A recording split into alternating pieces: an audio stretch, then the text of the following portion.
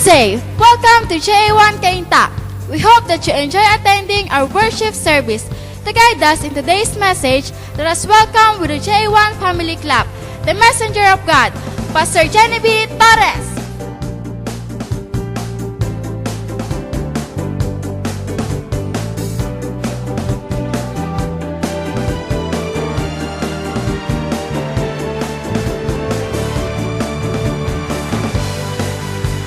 Maibahagi ang iyong salita. Maraming salamat. Hinihingi ko ang matinding paggabay mo, Panginoon, ang pagsama mo, Lord God, at dalangin ko, Panginoon, na buhayin mo ang iyong salita sa puso ng bawat isa at magamit ito sa aming mga buhay. Salamat o Diyos, sa pangalan ni Jesus. Amen. Okay po. Pag-usapan po natin ang ibinigay po sa akin ng Lord na ati pong magiging topic at ito po'y pinamagatang matabang lupa. Ayan, tignan nga po ang katabi kong mataba. Ayan. Hindi po matabang tao. Sabi ko po, matabang lupa. Okay po. Okay. Kapag narinig po natin ito, ano po ang pumapasok sa isip natin? Ay. Kapag, pwede si Glenn. Mamaya si Glenn talaga. Okay. Kapag alam po ng mga magbubukid o magsasaka na ang lupa ay mataba o matabang lupa ito, ano po kaya yung naiisip nila? Kapag nakita nila na madumi ito at pwedeng pakinabangan, ano po kaya ang gagawin nila o maiisip nila? Okay, sige. Bigyan po natin. Number 1, gusto nila itong linisin. Pag nakita yan ng mga magbubukid, sayang yung lupa na to, dapat napapakinabangan ng kalat-kalat. Naalala ko yung doon sa amin sa Batangas, yung lupa namin doon, matabang lupa yun eh. Kaya lang, hindi nga namin natitignan, hindi namin na-check. Ngayon, merong doon sa katabing bahay, lupa naman yun ng kapatid ko, may nakatira doon. Tapos nakita ko na lang, nilinis niya yung pinakalupa ko at marami siyang itinanim.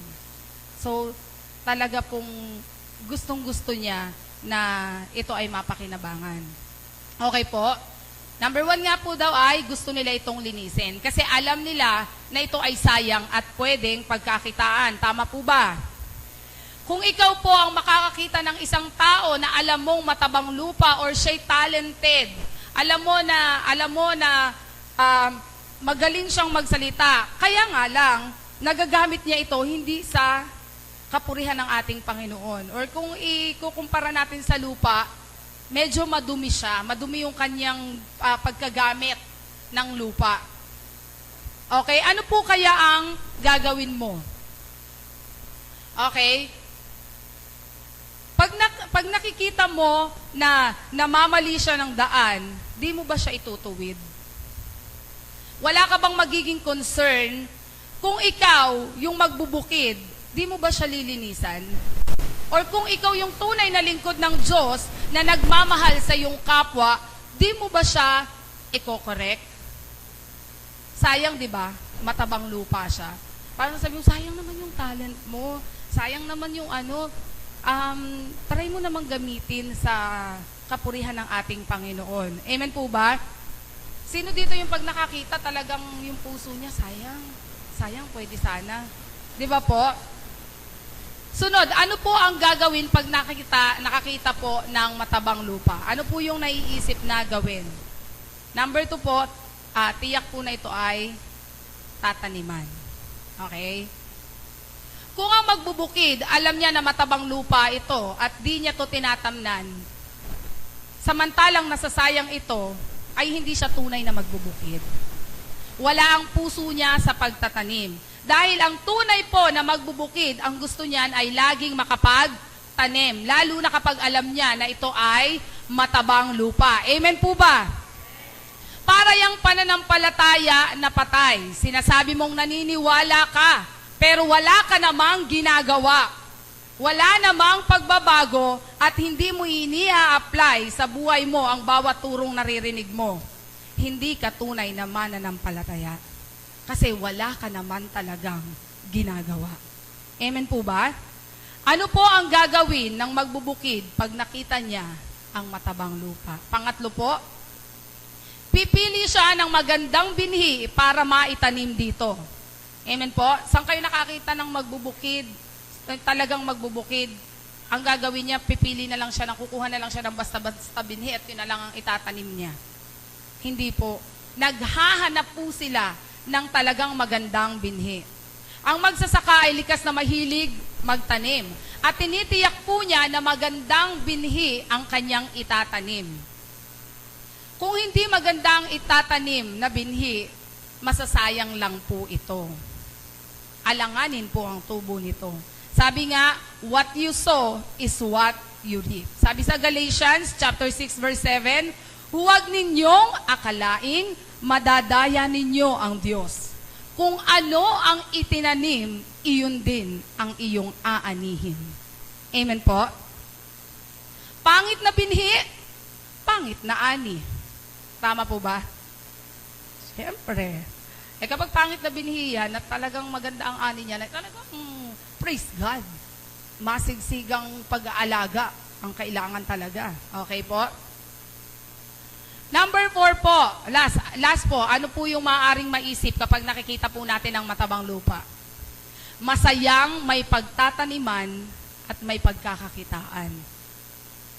Pag nakita mo po yun, nakita ng magbubukid, naku, praise God, meron akong pagtataniman, meron akong pagkakakitaan. Kung siya ay tunay na magsasaka, magiging masaya talaga siya. Dahil may pagtataniman siya at may magiging way na matatanggap niya ang hinahangad niyang bunga o ani. Okay po. Hanggang 4 lang po yun. Doon na po nagtatapos ang aking preaching. Joke lang po. Okay po. Dito na po tayo. Testimony na lang po ako. Naalala ko po nung nasa Batangas pa po kami. Meron po kasi kaming pinanggalingan na church bago po kami mapunta sa JA1. Actually, dito po kami unang nag-church sa Redeemer, dito sa Gruar Phase 2. Tapos nung pumunta po kami ng Batangas, napunta po kami sa Save by Grace. At sa pag-i-stay po namin doon, kumbaga, normal lang po yung buhay ng mga uma-attend. Kumbaga parang ganun lang yung buhay ng mga uma-attend. At nakita ko po doon na sabi ko bakit parang ang buhay ng isang Kristiyano ay kasi bago pa lang po kami noon eh. Parang gano'n na lang, hindi siya tumataas, walang yung level ng pagtaas. At nalaman ko na mahalaga po yung pagtatanim. Actually, hindi ko rin po alam kung paano ang magtanim noon. Nung lumipat po kami sa Rosario, nagsimula po kaming umattend doon. First time po, nakita naman po namin, puno naman po ang church. Marami pong uma-attend. Pero doon po sa labas po kasi ng church nila, hindi po siya masyadong maraming mga sasakyan, na karamihan po talaga mga tricycle pa lang. Nung mga panahon na nandun pa po kami, nung unang-una. Tapos iniisip ko, habang uma-attend kami ron, sinimulan pong ituro ang pagtatanim. At kahit po sa sa Rosario, naririnig po namin yung salitang pagtatanim na ginagawa nila. Ano ba itong pagtatanim na ito? Akala ko nga ito sa magbubukid lang, sa mga ganyan. Meron din po pala nito sa mga Kristiyano. Yung habang may nagtuturo, may mga tumatayo at nag-aabot sa kamay nila. Naalala ko ito talaga po talagang ito nakita ko po mismo. May mga leader na naglalakad lang, makikita ko may mag-aabot sa kamay nila. Tapos may pastor na nagka-counsel, habang nakaupo siya nagka-counsel, may bubulong sa kanya, tapos makikita ko merong inaabot sa kamay niya. May mga youth na nakatayo lang nagkukwentuhan, makikita ko may lalapit sa kanila at may mag-aabot sa kamay nila. May pamilya na dinadap na lang ng groceries sa bahay. Merong pastor na tumatanggap ng bigas sa bahay nila at ng mga groceries. May pastor na tumanggap ng kotse at napakarami pang iba. Naisip ko, bakit ganon? Bakit parang pili? Bakit hindi yung ang bigyan na yung mga mahirap?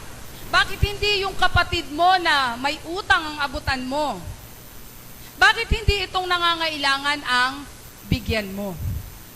Yun ang naiisip ko nun.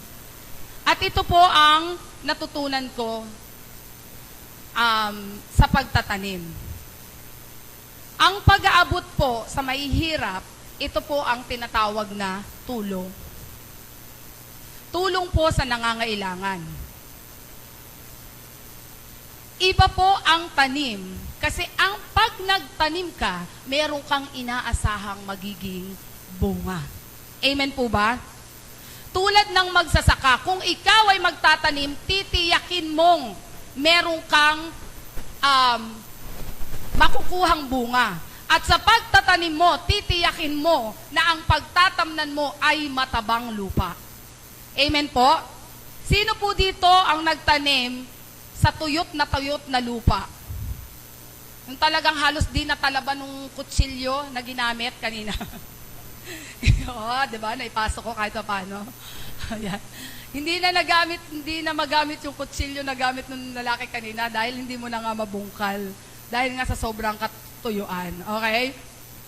Nakita mo ba ang buhay ng batang ito na talagang ipinaglingkod ang buhay niya kay Lord? Meron kasing mga tao, mga kabataan na talagang ang buhay talaga nila ay ipinaglilingkod nila sa ating Panginoon.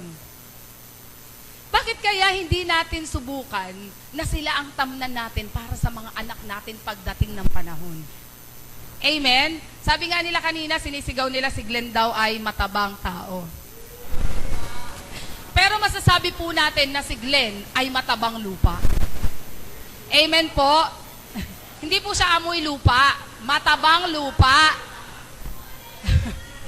Ay, yung mga anak mo, Glenn,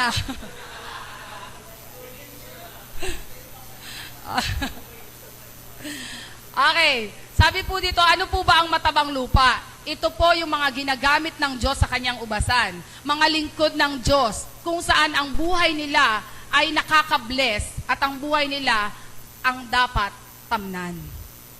Tingnan po natin yung mga nagpapagal sa ating Panginoon. Mga kapatid, gusto kong i-clear sa inyo iba po ang nag-aabot sa mga nangangailangan at iba ang nag-aabot o nagtatanim sa matabang lupa. Amen po ba? Wag po nating ma-misinterpret po yun Naalala ko po noon, nagawa ko po yan noon. Kaya naniniwala ko na ako naman ay may bunga sa aking mga anak. Kasi nung pong ako po ay nasa Batangas pa, nakakita po talaga ako doon ng dalawang youth na dati po talaga silang nang babasag ng anay ng isang bayan. Sila po talaga ay galit na galit sa kanila ang barangay captain nila. Dahil ang dalawang batang ito'y napakasalbahe at napakagaling gumawa ng kalokohan sa kanilang bayan. Hindi lang sa kanilang street or compound. Sa kanilang bayan. Sobra pong basagulero ng dalawang batang ito. Ngunit nung sila po'y nakakilala kay Lord, nakita ko ang matinding pagbabago sa buhay nila. At halos araw-araw sila'y nasa church at talagang naglilingkod sa Panginoon. At tuwing makikita mo sila, makakaramdam ka talaga ng tuwa, mabe-bless ka talaga at nabawasan ng sanggano sa mundo. Ayun. Di ba? Tuwing nakikita ko po sila, talagang sobra akong nabe-bless. At talagang matagal na po ito. Sa sobrang tuwa ko po talaga, dahil naririnig ko po yung preaching sa Batangas at sa Rosario at ganun din sa Padre Garcia, ako po talaga ay nagtanim sa kanila. Kaya ako po ay umaasa na ang anak ko'y dadating ang panahon, lingkod din ng ating Diyos. Amen po? Umaasa po ako sa bunga. Bakit? Ako po ay nagtanim. Amen po ba? Nakita mo na magaling kumanta at gusto mo na maging magaling din ang boses mo, tamnan mo. Amen? Naalala ko po nung ako po ay umattend na leadership camp sa Batangas. Meron po dong taga-Tugigaraw, sobrang ganda talaga ng boses niya. Sabi ko, hindi naman kataasan yung kinanta niya. Pero bakit ka ako pag kumakanta siya, meron akong kakaibang sobrang ma-amaze ka sa ganda ng boses niya. Sabi ko, gusto ko pag ako nagpakanta, gusto ko ganun din. Gusto ko yung anointing niya dumaloy sa akin. Gusto ko talaga maging ganun din ang ganda ng boses ko. At habang kumakanta kami, habang kumakain kami dun sa leadership camp, kumakain kami, nakita ko siya nasa kabilang table. Sabi nung aking DGM, nung aking member, ate, yun yung maganda yung boses na sinasabi mo. Sabi niya, yun yung babaeng kumanta kanina. Alam mo, wala nang sabi-sabi. Talagang dumukot ako ng pera at lumapit ako sa kanya. Hindi niya ako kilala, hindi kami magkakilala.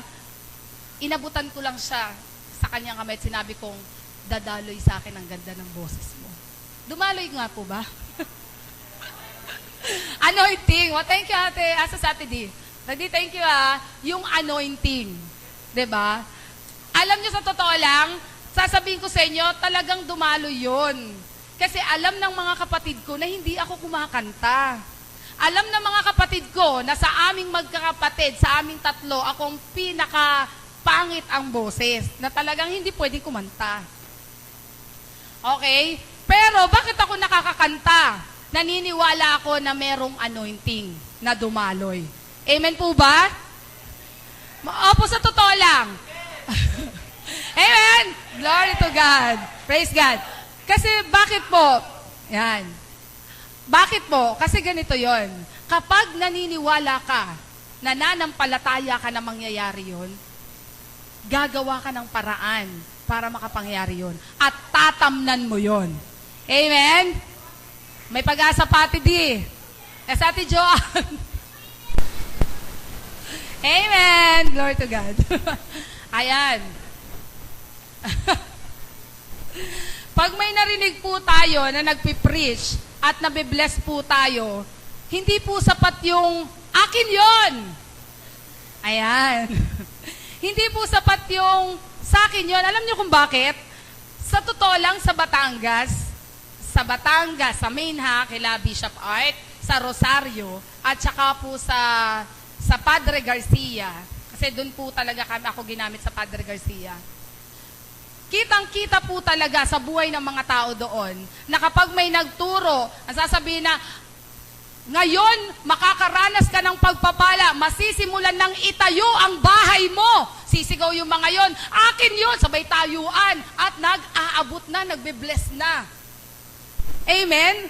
At alam niyo po ba, kahit ako mismo, kami mismong mag-asawa, pag kami pumunta ng Maine, at may nagturo na ng tungkol sa taniman, kahit na po yung huling sentimo ng aking bulsa, talagang itinatanim ko dahil alam ko na ako po'y aani. Amen po ba? Nung pong nasa Rosario pa po ako, at saka sa Padre Garcia, kapag po doon ay merong mga bagong preacher o kahit yung pastor mismo po, kapag po ang kanyang itinuturo ay tagos sa puso ko, yung alam ko na may something, alam mo yung spirit mo, ramdam mo yan eh. Yung parang meron kang matinding naranasan doon sa kanyang itinuro, talaga pong tinatamnan po yun. At umuuwi po kaming wala nang natira. Pero dahil po sa wala nang natira sa amin, hindi po ako nakaalala nang umuwi po kami sa bahay namin nang hindi na kami nakakain at nang kanganga na lang kaming mag-anak. Hindi po. Kapag ikaw ay nagbigay, maniwala ka, ang Diyos hindi nagpapatalo sa bigayan. Amen po ba? Bakit kailangan tamnan? Naniniwala ka na mangyayari, nananampalataya ka, parang lupang mataba na ang nakikita mo. Pero pag di mo naman to tinamnan, paano ito sisibol? Paano mamumunga kung walang binhi? Kapag ang anak mo matigas ang ulo, maghanap ka ng lingkod ng Diyos na mga kabataan, nakita mo talagang mababait na bata at naglilingkod, tamnan mo. Iba po ang pinag-uusapan natin sa pagtulong at pagtatanim. Uulitin ko po, kapag ikaw ay nagtanim, meron kang aasahang magiging bunga. Amen po ba? Napakasarap pong magintay ng bunga kapag alam mong merong kang tinanim. Huwag mong intayin ang bunga ng iba. Ano yun? Iba ang nagtanim, ikaw ang aani. Naalala ko yung kay Nanay Sita ba yun? Yung parang tinuro niya na nagtanim siya, tapos yung kapitbahay yata niya yung umaani. Tama ba yun? Yung ganon. Diba? Galing naman yung kapitbahay na yun. Pero uso yun sa Batangas eh. Yung tawag dito. Noon. Pero ngayon, subukan mong manguha ng tanim na may tanim, tapyas ang kamay mo. Ewan ko, pero noon, pwede po yun. Okay? Sabi nga, napakasarap po daw mag-intay ng bunga. Mga kapatid, masarap mag-intay ng bunga kung meron kang itinanim. Pag nakakita ka ng magandang babae at alam mong lingkod ng Diyos, tamnan mo, dadaloy sa akin ang kagandahan mo. Totoo yun. Nakakapangyari yun. Amen po ba? Basta titiyakin po natin na sila po ay matatabang lupa. Baka pag nakakita ka dyan sa labas bibigyan mo agad. Malay ba nun sa sinasabi mo?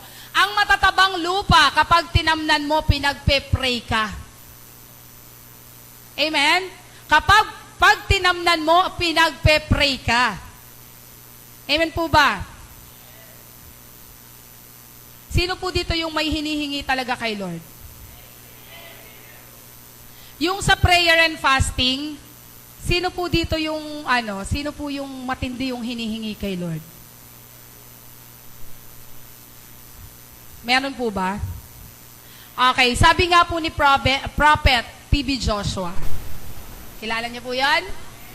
Ayan, isang propeta. And I quote, yan. Giving offers is an opportunity of reshaping our destiny. Alam mo yung hindi mo na mabibili, alam mo yung isang bagay na hindi mo kayang bilihin, na hindi mo na makukuha dahil kulang yung pera mo, yung bagay na gusto mo sana na makuha mo, pero hindi talaga kaya, pag iniisip mo hindi mo kaya, anong gagawin mo? Tatamnan mo at ang Diyos, i-reshape niya yung destiny mo. Ulitin ko po, parang di nyo naman naintindihan. Ulitin ko po. Kapag po ikaw ay nagtanim at nangangarap kang magkaroon ng bahay, pero sa isip mo, hindi mo talaga kayang maabot na makapagpagawa ng bahay, tamnan mo ang pagpapagawa ng bahay, maniwala ka, ang Lord i-reshape niya yung destiny mo, malalaman mo na lang, buo na ang bahay mo. Amen po ba? Alam mo, ito po kasi ay depende sa pananampalataya mo. Kung buong-buo ang pananampalataya mo kay Lord, maniwala ka, mangyayari yan. Naalala ko po, meron po akong personal testimony. Wala pong matibay, kami pong mag-asawa sa ngayon, wala po talaga kaming matibay na trabaho. At, naiiyak na ako. Hindi. Wala po kami matibay na trabaho. Yung aking pong furniture sa Batangas, iniwanan po namin para pumunta dito at mag-serve po kay Lord. Sa biyaya po ng Diyos, nakatayo pa rin naman po ang furniture ko. Kaya nga lang po, iba talaga kapag ang nag-aasikaso ay may-ari. Pero hindi na po siya ganun kalakas, wala nang masyadong bumibili. Kasi nga, kulang na sa mga advertisement. Okay po? So, wow. Wag na, hindi na kailangan, hindi mo na kaiiyak. Paiyak ka din eh. So sa ngayon po, wala na po kaming masyadong pinagkukunan ng pera. Kaming mag-asawa. Kahit naman di ako naiiyak, pinaiiyak mo ko eh. Patayin mo na. Ayan. At nangyari po na, sabi ko nga, wala na halos kaming pinagkukunan. Wala na halos kaming kinikitang pera, katulad dati. At dumating po nga ngayon yung prayer and fasting. Ngayon, prayer and fasting, ang hinihingi, nagpapasalamat talaga ako sa Lord. Kasi ngayon pong prayer and fasting, isang buwan po kaming straight na kaming mag-asawa ay nagpe-pray na magkahawak ng kamay. Nagpe-pray po talaga kami na magkahawak ang kamay. At pinagpe-pray po namin ang bagay na talagang imposible pero pangarap namin. Imposible kasi wala naman kaming pinagkukunan. Wala talaga kaming masasabing pera. Pero alam niyo po ba, one time nung nagpe-pray kami dito, matatapos ng prayer and fasting natin? Last day na ngayon! Ayan, last day na. Talaga pong iba ang nararamdaman naming mag-asawa. Ayan, talaga pong super pray po kaming mag-asawa. At nung matatapos na po patapos na yung prayer and fasting, nag-pray po kaming dalawang mag-asawa dito sa church ng umaga. Meron po siyang in-impress sa akin. Sabi ni Lord, sabi ni Holy Spirit, patapos na ang prayer and fasting. Nanampalataya ka na, sa pagpe-pray mo na magaganap yung iyong hinihingi ninyong mag-asawa. Ngayon, panahon na para tamnan mo ito.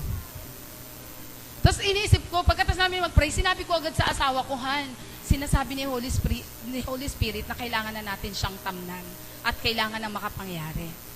Ang nangyari po, nagtanim kami. Tinamnan po talaga namin. Tanim na magandang binhi, may sugat sa aking bulsa at sa aking dibdib. Kasi nga po, alam naman po natin ang pera natin, yun na lang. Siyempre, tapos itatanim mo pa. Pero sabi ko, Lord, pag sa'yo, alam kong walang imposible. At tinamnan ko po ito. Nung tinamnan ko po ito, umuwi po kami ng Batangas. Sabi ko sa asawa ko, Han, gusto ko talaga na mangyari yung prayer natin.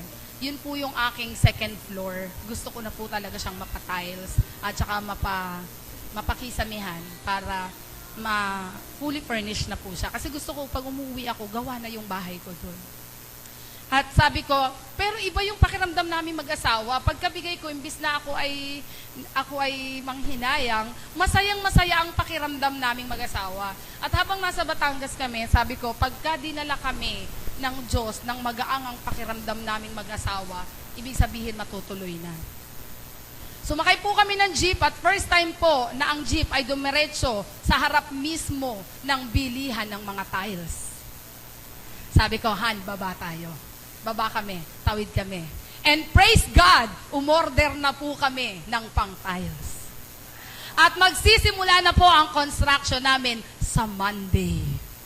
Amen? Praise God! Sabi ko, Lord, hindi ko alam kung saan kukuha ng pera at kung paano. Pero isa lang ang alam ko, ipuprovide mo sa panahon na ibabayad ko na. I-deliver po siya sa amin. Wala pa kaming hawak na pera, pero malaki po ang pananampalataya ko sa Diyos ko. Iaabot niya sa akin ang pera. At ngayon po, kausap na po namin yung gagawa ng bahay namin. Nagpapa-advance po siya. Pwede po bang advance muna? At ang sagot ko po, yes po. Pag umuwi ako dyan, aabutan ko kayo. Amen po ba? Sa totoo lang po, iba po ang alam mong nagtanim ka. Kasi alam mo na may aanihin ka. Amen po ba? Hayaan nyo, pag natapos na yung bahay ko, pipicturan ko. Para masabi ko po, para po katibayan po talaga na magpapakain. Oh, sige, magpapakain. Pag nagawa na, ha? Okay. So, ibang klase po talaga ang ginagawa ng ating Panginoon. Paano po ba magtanim? Paano po ba ang magbigay? Mga kapatid, pinakamainam na seed. Para ang animo ay pinaka-mainam din. Meron pa pong sinabi si Prophet T.B. Joshua. Sabi niya, ang paraan daw ng pagbibigay, open your warehouse, your garage, take a new tire, not a used tire. Kapag nagtatanim ka, huwag mong ibibigay yung pinagsawaan mo na. Baka umani ka ng pinagsawaan din. Amen po ba? Sabihin mo na lang, tulong ko yan sa'yo, bigay ko sa'yo, regalo ko sa'yo. Huwag mo nang sabihing tanim mo para hindi ka rin umani ng mga gamit na. Okay po? Don't worry, may reward po sa mga generous, sa mga mapagbigay. Meron pong sa mga mababait, sa mga matulungin, meron po yung reward. Imposible po na walang reward dyan. Okay po? Last po, mga kapatid, pag may hinihingi po tayo, bukod po sa pagpa-fasting, matuto po tayong tamnan. Naniniwala po ako, patapos na po ang fasting, kailangan na po natin kumilos lahat simulan na po nating tamnan ang hinihingi natin kay Lord. Amen po? Okay po.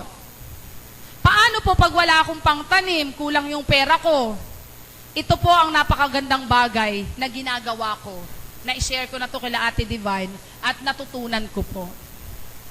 Sabi po, the best time to give is when you don't have. Ang best time po ng pagbibigay o pagtatanim kapag walang-wala ka ng hawak. Kapag kulang na. Kapag kailangan mo na.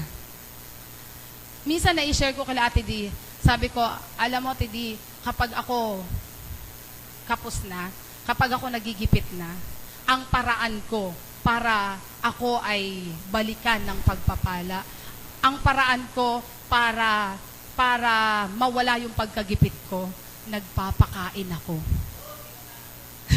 Buti na hindi pa ako gipit. Ayan, nagpapakain po ako. At kung naalala ko nung nagche-cheque pa ako dati, kapag po ako'y nagche-cheque, kung kailan po kulang talaga, pupondohan ko 100,000. Ang pera ko po'y 50. 50 po ang hahanapin pa. Alam niyo po ang ginagawa ko? Naghahanap ako ng man of God na alam kong blessed na blessed. At paglapit ko sa kanya, tanim ko po sa'yo. Dadaloy po sa akin ang pagpapala ng Diyos sa'yo. Pagdating ng date na magpupondo ko, nasasagutan po. Iba po si Lord. Iba siya. Kapag ikaw ay nanampalataya at binless mo ang kanyang mga lingkod, hindi papayag ang Diyos na hindi kanya pagpapalain. Amen po ba? Sasabihin ko sa iyo, kapatid, ang pinakita ng Diyos, ang ipinapakita mo sa Diyos ay ang laki ng pagtitiwala o pananampalataya mo sa Kanya. Hindi Kanya bibiguin. Ang Diyos ay totoong hindi patatalo sa bigayan. Ugaliin po natin na hindi po tayo basta nabibless lang. Ugaliin po nating magtanim. Isa pong matibay na patotoo sa buhay po ni Pastor Ito. Nung siya po ay gusto ng kotse, nagpray po siya kay Lord. Sabi niya, Lord, gusto ko po ng kotse. Brand new. Hindi huhulugan. Gusto ko cash ko siyang mabibili. Ngayon, ang nangyari, ang pera ni Pastor Ito ay kulang. Kulang po sa pambili ng kotse. Konti na lang ang kulang nun. Pero wala na siyang alam na pagkukunan. Ang tagal nilang iniintay, hawak nila yung pera, pero hindi dumadating yung kabuuan ng pambili nila ng kotse. Hanggang sa ang naging desisyon ni Pastor Ito, meron sa kanyang ibinigay si Holy Spirit. Nakita niya yung dalawang pastor na lagi silang umaakyat ng bundok. Pito ba pastor? 7 pastor na lagi silang pupunta sa kung saan-saan para po sa paglilingkod sa ating Panginoon. At nahihirapan sila sa paglalakad, hirap sila sa pagko-commute. Ang ginawa ng ating pastor, ni Pastor Ito, tinamnan po niya ito ng motor. Ibinili po niya ang pambili ng kotse. Sabi niya, wala na si kotse. Kasi ibinigay niya na at itinanim na niya. Okay. Pero umaasa si Pastor Ito na siya'y aani sapagkat siya'y nagtanim. Amen po ba? Ano po ang nangyari? Tanungin niyo po ako. Ayan. Ganito po ang nangyari. Gusto niyo po bang malaman? Sino pong excited? Sino pong magkakaroon na ng kotse? Sino pong magkakaroon na ng bahay? Okay, praise God. Ang nangyari po kay Pastor Ito, nung mga araw na yon, pagkalipas po yata ng isang taon o ng ilang buwan, may lumapit sa kanya. At ang sabi sa kanya, Pastor, ito po ang pera, ibili mo ng cash na kotse. Amen? Palakpakan po natin ang ating Panginoon. Kahit na kailan, hindi nagpapatalo ang Diyos sa bigayan. Ano ngayon ang kailangan mo, kapatid? Ano ngayon ang gusto mong mangyari? Simulan po natin ngayong tumayo. At sa pagtayo po natin, lalo na yung nagpe-prayer and fasting, patapos na. Ito na ang katibayan na nananampalataya ka na ibibigay sa iyo ng Diyos ang iyong pinanalangin. Sa pananampalataya mo, kapatid, patunayan mo sa Diyos na itong bagay na ito ay magaganap ayon sa iyong binhi. Tayo po lahat ay pumikit. Ngayon, simulan mo nang tignan. Yang hinihingi mo, matatanggap mo na. Simulan mo na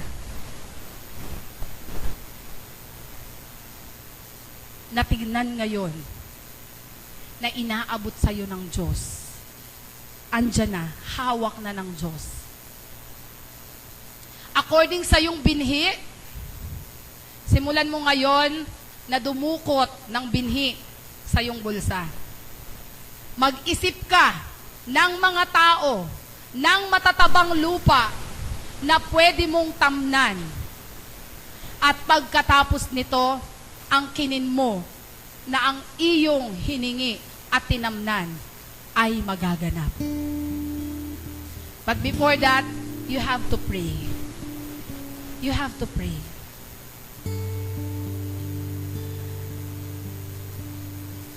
Tandaan po ninyo, ang ating Panginoon ang nagsusupply ng lahat ng ating pangangailangan.